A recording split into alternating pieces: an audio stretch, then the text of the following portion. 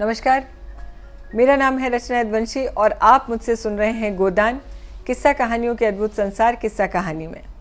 अब तक आप मुझसे 7 अध्याय सुन चुके हैं गोदान के, और पिछले 7वें अध्याय में प्रेमचंद जी ने जो लिखा उसका सार यह है कि अंततः होरी और धनिया के यहाँ उनकी सर्ववांछित मन वांछित वस्तु प्राणी गाय आ चुकी है।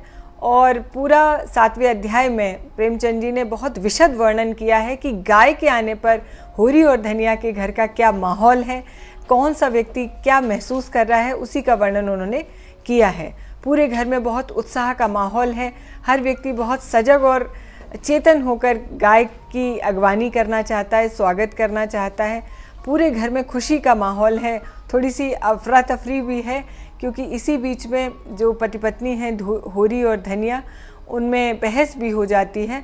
धनिया का मानना है कि चूँकि इतनी कीमती वस्तु उसके घर आई है तो लोग ईर्ष्या करेंगे, तो गाय का द्वार पर बांधा जाना ठीक नहीं है, गाय को घर के आंगन में ही बांधा जाना चाहिए। और होरी चूँकि पुरुष है, प्रेमचंद जी ने लिखा भी है खुद कि पुरुषों का काम है सीटना, मतलब शो ऑफ करना। तो होरी चूँकि पुरुष है तो उसको लगता है कि गाय को द्वार पर बंधा होना चाहिए, ताकि लोग आएँ पूछें कि क्या उसकी कीमत है, कैसे लाएं, तो इससे उसका सम्मान बढ़ेगा। और इसी बीच में प्रेमचंद जी ये भी लिख रहे हैं कि ऐसे ज़्यादातर वाक़यात में होरी की बात मानी जाती है, लेकिन इस मुद्दे पर धनिया की विजय होती है और गाय को अंततः घर के आंगन में ही बांधा जाता है, वहीं नांद गाड़ी जाती है। इसी बीच में जो अगला प्रसंग है वो ये है कि गाय के आने से न केवल घर का बल्कि गांव में बहुत कौतूहल का माहौल हो गया है, क्योंकि वो इतनी बड़ी चीज़ है और ऐसी कीमती चीज़ है। जैसे आज के दौर में अगर कोई बहुत बड़ी गाड़ी या कोई बहुत आधुनिक चीज़ लेकर के आए तो लोगों में जो कौतूहल होगा वो उस समय गांव में गाय के आने पर होता था। घर का के अलावा पड़ोस के पूरे गांव में जिनको भी पता लग रहा था कि होरी के यहाँ गाय आई है, वो सब उसे देखने आ रहे थे, उसके बारे में पूछ रहे थे, बच्चे देखने आ रहे थे, काला धागा बांधने की जिद कर रही थी धनिया होरी से। ये सब उन्होंने लिखा है। इसमें जो अंत मैंने किया था वो यह था कि सब देखने आए, और उसमें पंडित दाता दीन का जिक्र किया है प्रेमचंद जी ने, जो गांव के अनुभवी और बड़े व्यक्ति हैं।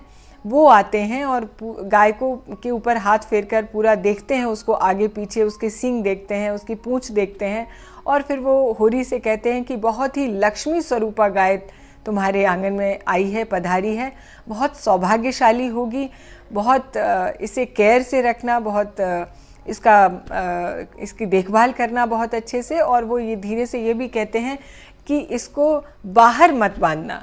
और इस बात पर धनिया के मनोभाव भी प्रेमचंद जी ने उकेरे हैं कि वो कहती है कि देखो मैंने बिल्कुल ठीक कहा था, वही पंडित जी भी कह रहे हैं। और इसी में एक और रोचक पंक्ति प्रेमचंद जी ने लिखी है कि जब दाता दीन पूछते हैं होरी से कि क्या तुमने ये नकद रुपयों से ली है, तो होरी वहाँ पर भी अपनी मठाधीशी और एक झूठा अपना हैसियत दर्ज कराने के लिए वो कहता है कि भोला इतना भला मानस नहीं है कि वो उधार में दे दे, और वो झूठ बोलता है कि मैंने नगद में ली है। लेकिन प्रेमचंद जी ने यह भी लिखा है कि पंडित दाता दीन की बूढ़ी और अनुभवी आंखें ये जान जाती हैं कि होरी झूठ बोल रहा है। अंत यहाँ पर हुआ था 7वें अध्याय का कि पूरा गांव आया, हर बच्चा आया, जिसने सुना सब आए गाय को देखने। नहीं आए तो होरी के उसके अपने सगे दोनों भाई शोभा और हीरा। इस बात का होरी को बहुत मलाल है, और वो अंदर ही अंदर बहुत उदास है और अशांत है, और उसको अच्छा नहीं लग रहा है, और जितना उसको खुश होना चाहिए वो इस बात से नहीं हो पा रहा है, क्योंकि इस बात की क्लांति उसके मन में है कि उसके दोनों सगे भाई उसकी इस बड़ी खुशी में शरीक नहीं हैं। आगे सुनते हैं 8वां अध्याय। लेकिन 7वें अध्याय की जो रोचक पंक्तियां हैं वो मैं आपको ज़रूर सुनाऊंगी। धनिया जब गाय की अगवानी कर रही है, उसका स्वागत कर रही है, तो प्रेमचंद जी ने उसके मनोभावों को कैसे साइकोलॉजिकली लिखा है वो आप सुनिए। धनिया अपने हार्दिक उल्लास को दबाए रखना चाहती थी। इतनी बड़ी संपदा अपने साथ कोई नई बाधा न ले आए। यह शंका उसके निराश हृदय में कंपन डाल रही थी। आकाश की ओर देखकर बोली, गाय के आने का आनंद तो तब है जबकि उसका पौरा भी अच्छा हो। पौरा माने उसका आगमन, उसका आना शुभ हो। भगवान के मन की बात है। अब प्रेमचंद जी लिख रहे हैं, मानो वह भगवान को भी धोखा देना चाहती थी। भगवान को भी दिखाना चाहती थी कि इस गाय के आने से उसे उतना आनंद नहीं हुआ कि ईर्ष्यालु भगवान सुख का पल्ला ऊंचा करने के लिए कोई नई विपत्ति भेज दें। सुनिए 8वां अध्याय। अपने महाराज के सामने डींग मारकर होरी ने नादानी तो की थी, पर दाता दीन के मुख पर असंतोष का कोई चिन्ह दिखाई नहीं दिया। इस कथन में कितना सत्य है यह उनकी बूढ़ी आंखों से छिपा न रह सका, जिसमें ज्योति की जगह अनुभव छिपा बैठा था। यहां हमने अंत किया था। सारा गांव गाय देखने आया। नहीं आए तो शोभा और हीरा, जो अपने सगे भाई थे। होरी के हृदय में भाइयों के लिए अब भी कोमल स्थान था। वे दोनों जाकर अगर देख लेते और प्रसन्न हो जाते तो उसकी मनोकामना पूरी हो जाती। सांझ हो गई, दोनों पुर लेकर लौट आए। इसी द्वार से निकले, लेकिन किसी ने पूछा तक नहीं। होरी ने डरते डरते धनिया से कहा, न शोभा आया न हीरा, सुना तो होगा ना। धनिया बोली, तो यहाँ कौन उन्हें बुलाने जाता है? तू बात तो समझती नहीं, हर समय लड़ने को तैयार रहती है। भगवान ने जब यह दिन दिखाया है तो हमें सिर झुकाकर चलना चाहिए। आदमी को अपने सगों के मुंह से अपनी भलाई बुराई सुनने की जितनी लालसा होती है, बाहर वालों के मुंह से नहीं होती। और फिर अपने लाख बुरे हैं तो भाई ही ना। अपने हिस्से बकरे के लिए तो सभी लड़ते हैं, पर इससे खून थोड़े ही बट जाता है। दोनों को बुलाकर दिखा देना चाहिए, नहीं तो कहेंगे गाय लाए और हमसे कहा तक नहीं। धनिया ने नाक सिकोड़ कर कहा, मैंने तुमसे 100 बार नहीं 1000 बार कहा है कि मेरे सामने मेरे मुंह पर अपने भाइयों का बखान न किया करो। उनका नाम सुनकर मेरी देह में आग लगती है। सारे गांव ने सुना, क्या उन्होंने न सुना होगा? कुछ इतनी दूर भी तो नहीं रहते। सारा गांव देखने आया, उन्हीं के पाँव में मेहंदी लगी हुई है। मगर आए कैसे? जलन हो रही होगी कि इसके घर गाय आ गई, छाती फटी जाती होगी। दिया बत्ती का समय आ गया था। धनिया ने जाकर देखा तो बोतल में मिट्टी का तेल नहीं था। बोतल उठाकर तेल लाने चली। पैसे होते तो रूपा को भेजती उधार लाना, लेकिन कुछ मुंह देखे कहेगी, कुछ लल्लो चप्पो करेगी, तभी तो तेल उधार मिलेगा। होरी ने रूपा को बुलाकर प्यार से गोद में बिठाया और कहा, जरा बाहर देख कर के आ, हीरा काका आ गए क्या? नहीं, शोभा काका को भी देखती आना, कहना दादा ने बुलाया है। ना आए तो हाथ पकड़कर खींच लाना। रूपा ठुनक कर बोली, छोटी काकी तो मुझे डांटती है। काकी के पास क्या करने जाएगी? फिर शोभा बहू तो तुझे प्यार करती है ना। शोभा काका मुझे चिढ़ाते हैं, मैं नहीं जाऊंगी।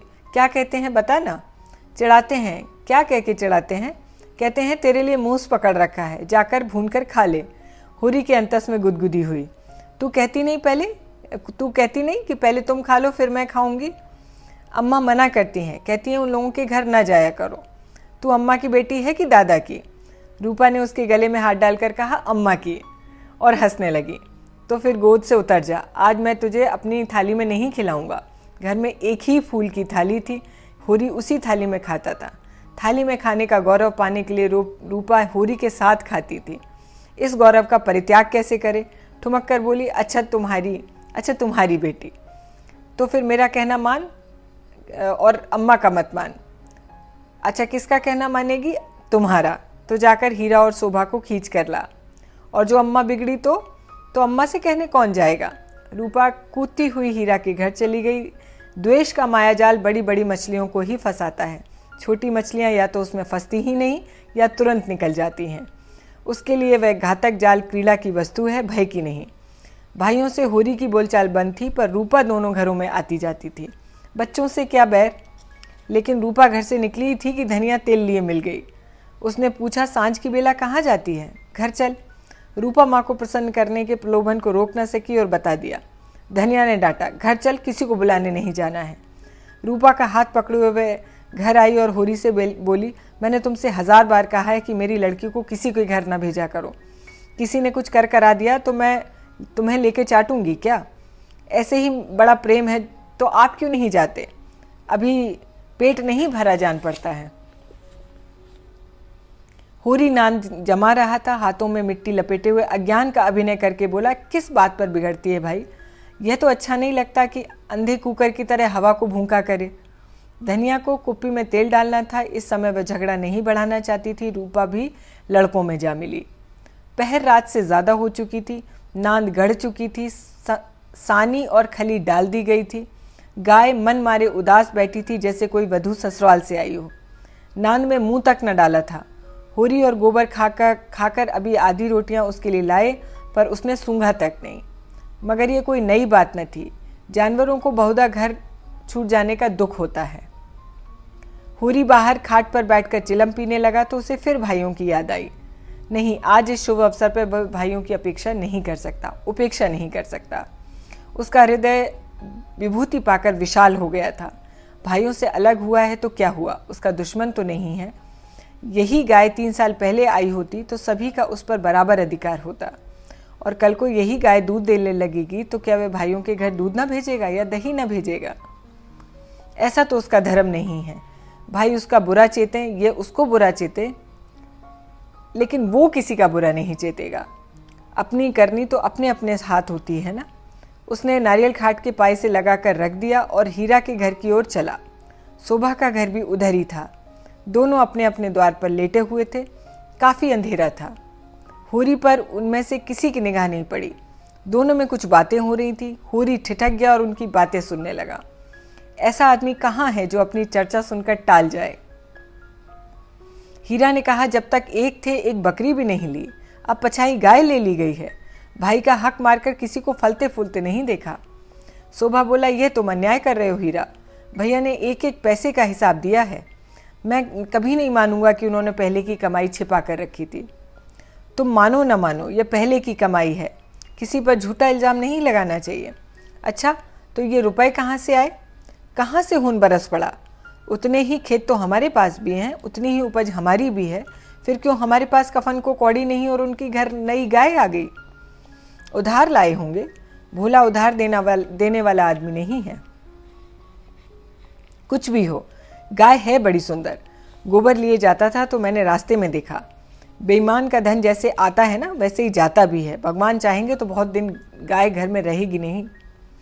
होरी से और न सुना गया। वह बीती बातों को बिसरा कर अपने हृदय में स्नेह और सौहार्द भरे भाइयों के पास आया था। इस आघात ने जैसे उसके हृदय में छेद कर दिया और वह रस भाव उसमें किसी तरह से टिक नहीं पा रहा था। लत्ते और चिथड़े ठूंस कर अब तक उस प्रवाह को रोक नहीं सकता। जी में एक उबाल आया कि उसी क्षण इसी आक्षेप का जवाब दे, लेकिन बात बढ़ जाने के भय से चुप रह गया। अगर उसकी नीयत साफ है तो कोई कुछ नहीं कर सकता। भगवान के सामने वह निर्दोष है। दूसरों की उसे कोई परवाह नहीं है। उल्टे पांव वो लौट आया और जला हुआ तंबाकू पीने लगा, लेकिन जैसे यह विष प्रतिक्षण उसकी धमनियों में फैलता जाता था। उसके सो जाने का प्रयास भी असफल हुआ और उसे नींद नहीं आई। बैलों के पास जाकर वह उन्हें सहलाने लगा। विष शांत न हुआ। दूसरी चिलम भरी, लेकिन उसमें कुछ रस नहीं था। विष ने जैसे चेतना को आक्रांत कर दिया हो, जैसे नशे में चेतना एकांगी हो जाती है, जैसे फैला हुआ पानी एक ही दिशा में बहकर वेगवान हो जाता है। यही मनोवृत्ति उसकी हो रही थी। इसी उन्माद की दशा में वह अंदर आ गया। अभी द्वार खुला हुआ था। आंगन में एक किनारे चटाई पर लेटी हुई धनिया सोना से देह दबवा रही थी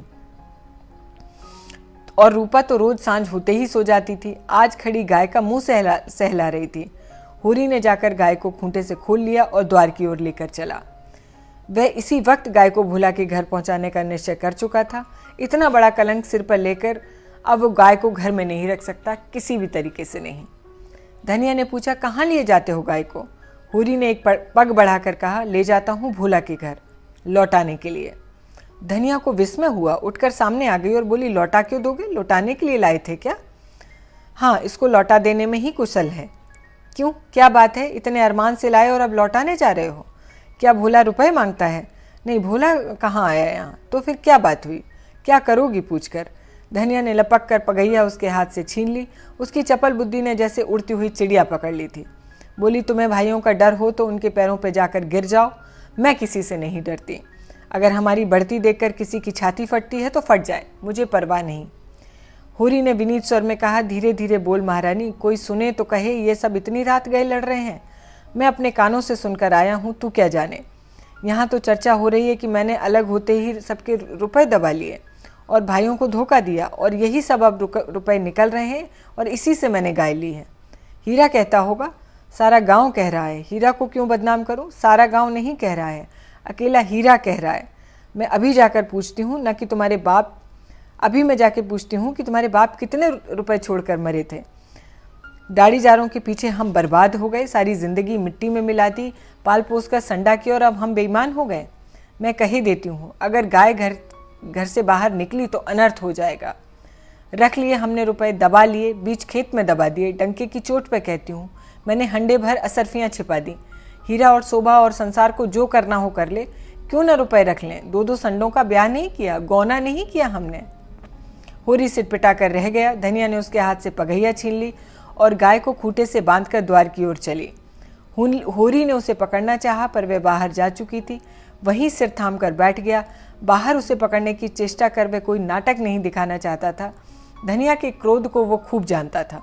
बिगड़ती है तो चंडी हो जाती है, मारो काटो सुनेगी नहीं। लेकिन हीरा भी तो ऐसा ही गुस्से वाला है, कहीं हाथ चला दे तो परले ही हो जाएगी। नहीं, हीरा इतना मूर्ख नहीं है। मैंने कहाँ से कहाँ ये आग लगा दी। उसे अपने आप पर क्रोध आने लगा था। बात मन में रख लेता तो क्या ये टंटा खड़ा होता। सहसा धनिया का कर्कश स्वर कान में आया। हीरा की गरज भी सुनाई पड़ी। फिर पुन्नी की पैनी पीक भी कानों में चुभी। सहसा उसे गोबर की याद आई। बाहर लपक कर उसकी खाट देखी, गोबर वहाँ नहीं था। गजब हो गया, गोबर भी वहाँ पहुँच गया। अब कुशल नहीं है, उसका नया खून है, न जाने क्या कर बैठे। लेकिन होरी वहाँ कैसे जाए? हीरा कहेगा आप तो बोलते नहीं। जाकर इस डाइन को लड़ने के लिए भेज दिया।